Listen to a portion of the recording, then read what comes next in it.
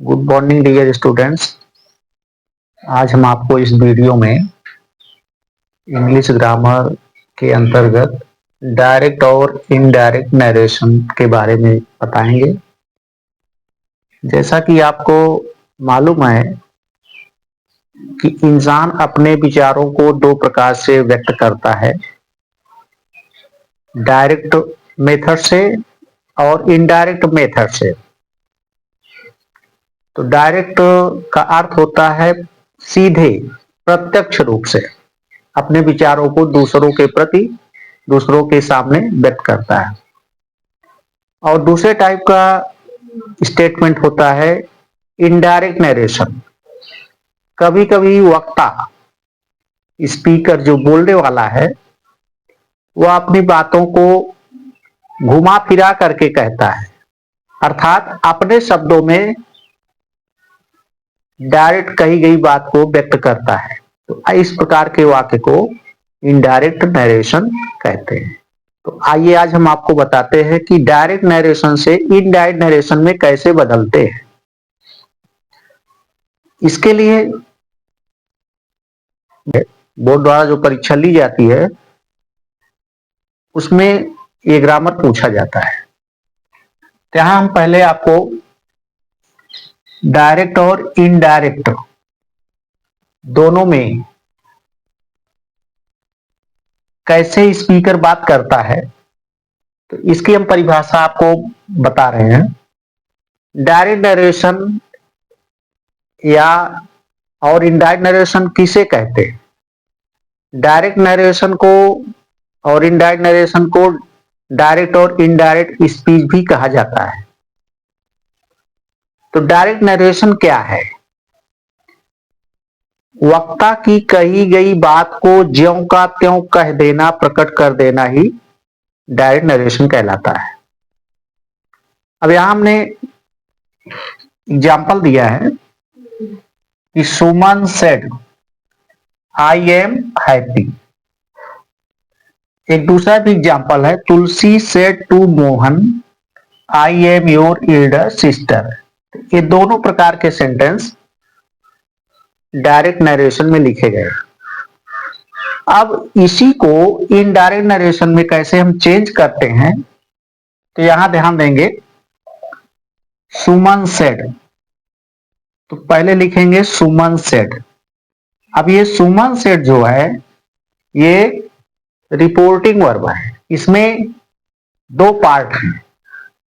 पहला पार्ट देखिए सुमन, जिसको हम रिपोर्टर भी कहते हैं, और उसके बाद है सेड, ये है रिपोर्टिंग वर्ब। तो इसके दो पार्ट हो गए, सुमन सेड यानी रिपोर्टर प्लस रिपोर्टिंग वर्ब। अब उसके बाद फिर आगे ध्यान देंगे, यहां पर एक दूसरा सेंटेंस दिया गया जो डबल इन्वर्टेड कॉमा से क्लोज है, बंद है। I am happy. तो I am happy direct narration की पहचान क्या होती है कि जब डबल इन्वर्टेड कॉमा से क्लोज हो सेंटेंस तो वह डायरेक्ट नरेशन होता है।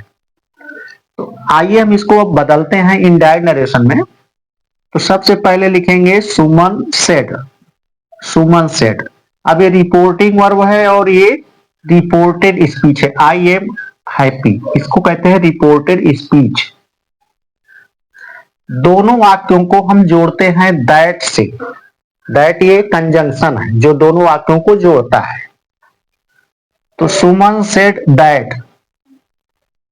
अब यहां पर देखो, रिपोर्टेड स्पीच का जो सब्जेक्ट है ये फर्स्ट पर्सन का सब्जेक्ट है। तो फर्स्ट पर्सन का सब्जेक्ट जो है रिपोर्टिंग वर्ब के सब्जेक्ट के अनुसार बदलता है। तो यहां सब्जेक्ट क्या है रिपोर्टिंग वर्ब का? सुमन। ये फेमिनिन जेंडर है, स्त्रीलिंग है। तो इसके बदले में यहां पर जो प्रोनाउन चेंज होगा वह सी में होगा। किसमें होगा? सी में। और उसके बाद ये सेंटेंस देखिए, आई एम हैप्पी, ये सिंपल सेंटेंस है। तो simple sentence simple present tense में बदल जाता है। क्यों बदल जाता है? इसका कारण है कि रिपोर्टिंग वर्ब पास्ट टेंस में है, सेट जो है पास्ट टेंस में है, तो रिपोर्टेड स्पीच को भी हम पास्ट टेंस में बदल देते हैं। तो सी आई के स्थान पर सी एम इज एम आर बदल जाता है वाज वेयर में, तो सी वाज हैप्पी। अब ये हो गया इनडायरेक्ट नरेशन। तो इस तरह से ये सेंटेंस हो गया इनडायरेक्ट नरेशन में। अब दूसरा sentence, Tulsi said to Mohan.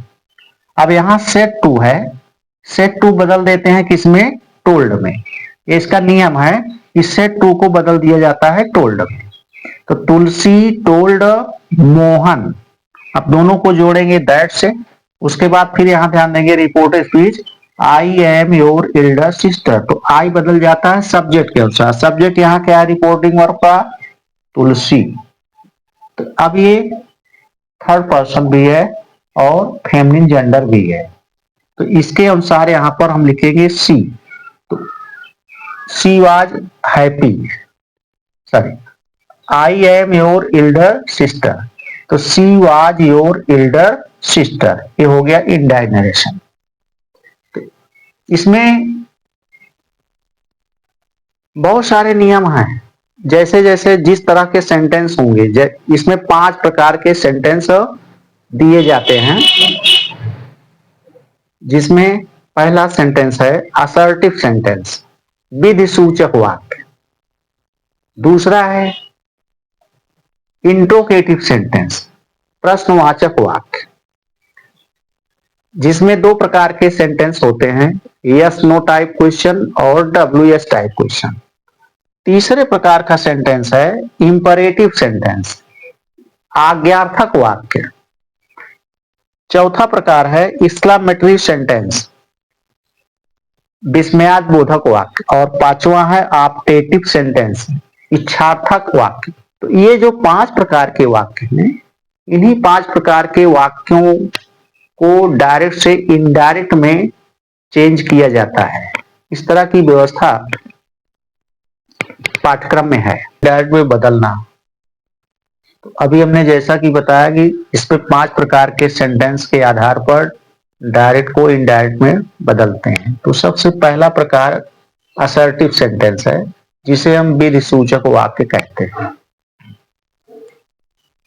Assertive sentence को बदलने में 3 परिवर्तन किए जाते हैं, जिसमें नंबर 1 चेंज ऑफ वर्ब यानी क्रिया का परिवर्तन, नंबर 2 चेंज ऑफ पर्सन, पुरुषवाचक सर्वनामों में परिवर्तन, और तीसरा है चेंज ऑफ नियरनेस, निकटता सूचक शब्दों में परिवर्तन।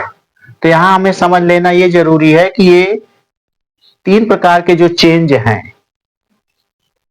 कैसे कैसे डायरेक्ट नरेशन में बदलते हैं। तो चेंज ऑफ वर्ब, क्रिया टेंस में, जैसा कि आपने is am are, was were, had have has, will shall का प्रयोग पढ़ा है।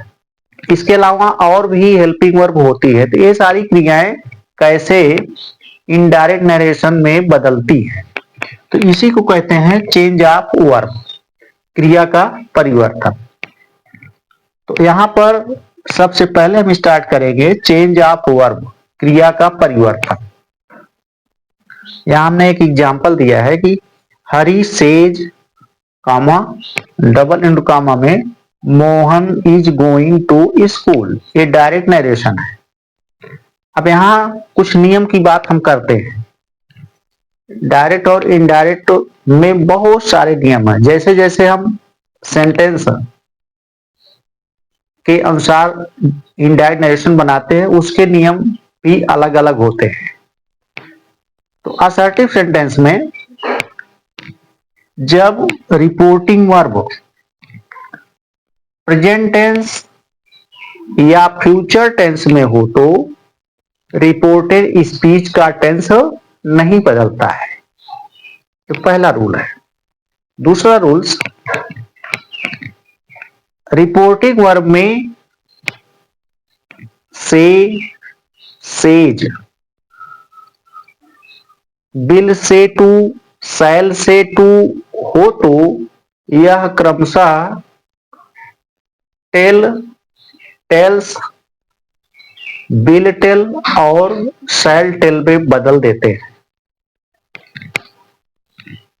अब यहां पर इस सेंटेंस को इनडायरेक्ट नरेशन में बदलेंगे।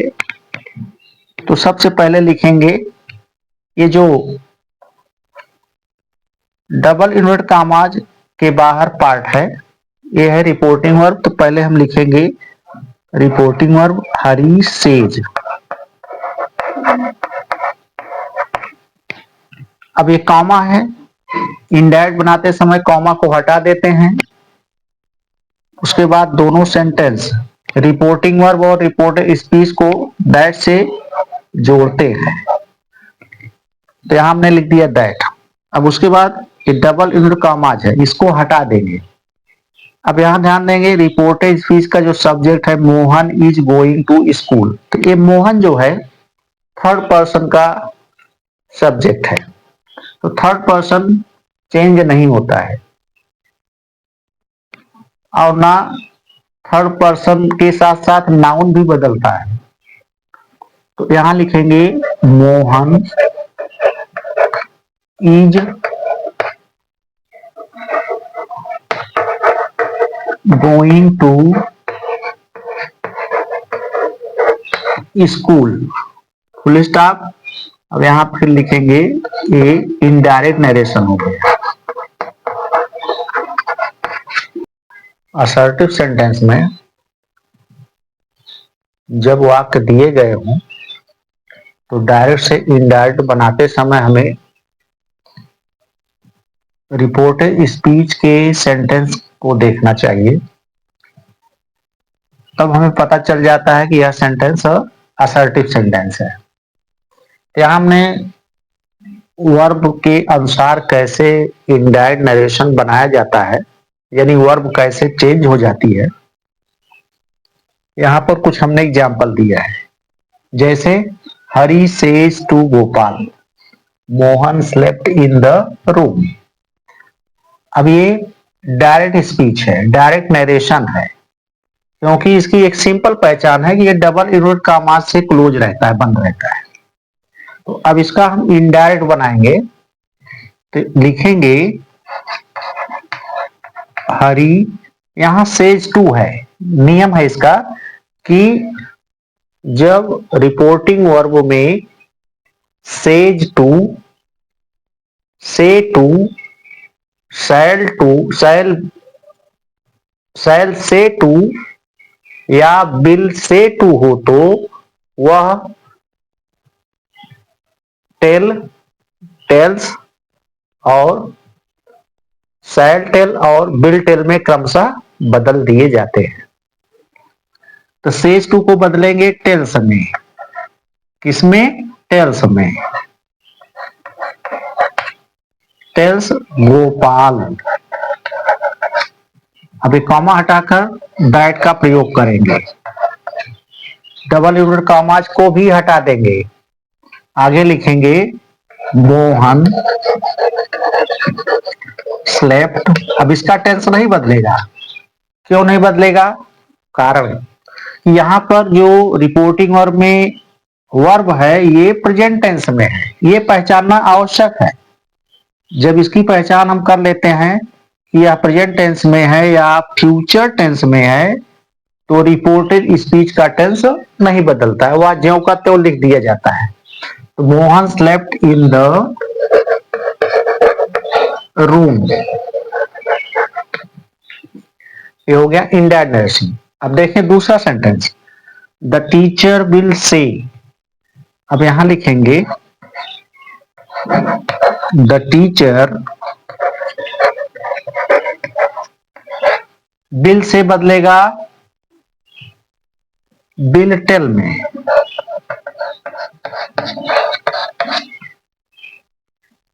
कभी कभी बिल से के बाद ऑब्जेक्ट भी होता है, जैसे बिल से टू राम, बिल से टू मोहन, बिल से टू मे। इस तरह का जब ऑब्जेक्ट रहता है तो भी हम उसको बदल देते हैं टेल में। तो बिल टेल दैट, दैट से जोड़ेंगे। हिज ब्रदर इज, आगे वही सेंटेंस सेम लिखेंगे, his brother is good boy, ये हो गया। नेक्स्ट सेंटेंस, दे से टू अस, तो से टू किस में बदलेगा? टेल में बदलेगा, क्योंकि यह प्रेजेंट टेंस की वर्ब है। तो यहां लिखेंगे दे टेल अस दैट, अब यहां पर रिपोर्टेड स्पीच को ज्यों का त्यों लिखेंगे, Sita is a good girl, full stop. अब यहाँ ये भी ध्यान देना आवश्यक है कि जो रिपोर्टेड स्पीच का सब्जेक्ट है थर्ड पर्सन है, इसलिए इसको ज्यों का त्यों लिख दिया जा रहा है। लेकिन अगर इसके स्थान पर कोई भी प्रोनाउन होता है तो वह बदलता है, लेकिन कैसे बदलेगा उसका वर्णन हम आपको आगे बताएंगे। आई शैल से टू यू, अब यहां लिखेंगे इनडायरेक्ट नरेशन बनाएंगे, तो आई शैल, शैल से बदल जाएगा शैल टेल में, शैल टेल यू, दोनों को जोड़ेंगे दैट से। अब यहां थर्ड पर्सन क्या है? माया, नाम है, नाउन है, तो ये बदलेगा नहीं। माया इज ए लविंग गर्ल। इस तरह से ये हो गया डायरेक्ट से इनडायरेक्ट बनाना। तो असर्टिव सेंटेंस इस तरह से इनडायरेक्ट नरेशन में बदल दिए जाते हैं। इसमें मुख्यतः एक चीज का ध्यान रखना आवश्यक है, पहचानना जरूरी है कि रिपोर्टिंग वर्ब में कौन सी वर्ब है और रिपोर्टेड स्पीच असर्टिव सेंटेंस है या नहीं है। इसकी पहचान इनडायरेक्ट बनाने से पहले कर लेना चाहिए। तो इस तरह से ये असर्टिव सेंटेंस में इनडायरेक्ट बनाने की विधि है, तरीके हैं।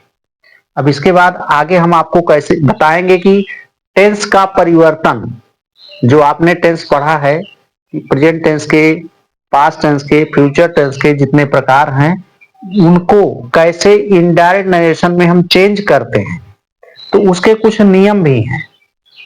तो उसके नियम और कैसे चेंज होते हैं, अब इसके बाद आगे हम बताएंगे। सेंटेंस में अगर रिपोर्टिंग वर्ब की वर्ब पास्ट टेंस में हो, अर्थात सेड या सेड टू में हो, तो डायरेक्ट से इनडायरेक्ट में टेंस इस प्रकार से बदल दिए जाते हैं। यहां हमने लिखा है कि डायरेक्ट से इनडायरेक्ट बनाते समय टेंस इस प्रकार बदलेंगे। तो ये है डायरेक्ट स्पीच। अगर इस सेंटेंस में दिए गए हो तो उसको इनडायरेक्ट बनाते समय किस टेंस में बदलेंगे। तो यहां ध्यान दें, नंबर 1 प्रेजेंट इंडेफिनिट टेंस, ये बदल जाता है पास्ट इंडेफिनिट टेंस में। प्रेजेंट कंटीन्यूअस बदलता है पास्ट कंटीन्यूअस में। प्रेजेंट परफेक्ट टेंस बदलता है पास्ट परफेक्ट टेंस में। प्रेजेंट परफेक्ट कंटीन्यूअस बदल जाता है पास्ट परफेक्ट कंटीन्यूअस टेंस में। पास्ट इंडेफिनिट टेंस बदलता है पास्ट परफेक्ट टेंस में। पास्ट कंटीन्यूअस बदल जाता है पास्ट परफेक्ट कंटीन्यूअस में। पास्ट परफेक्ट टेंस नहीं बदलता है, वह पास्ट परफेक्ट टेंस में ही लिख दिया जाता है इनडायरेक्ट बनाते समय।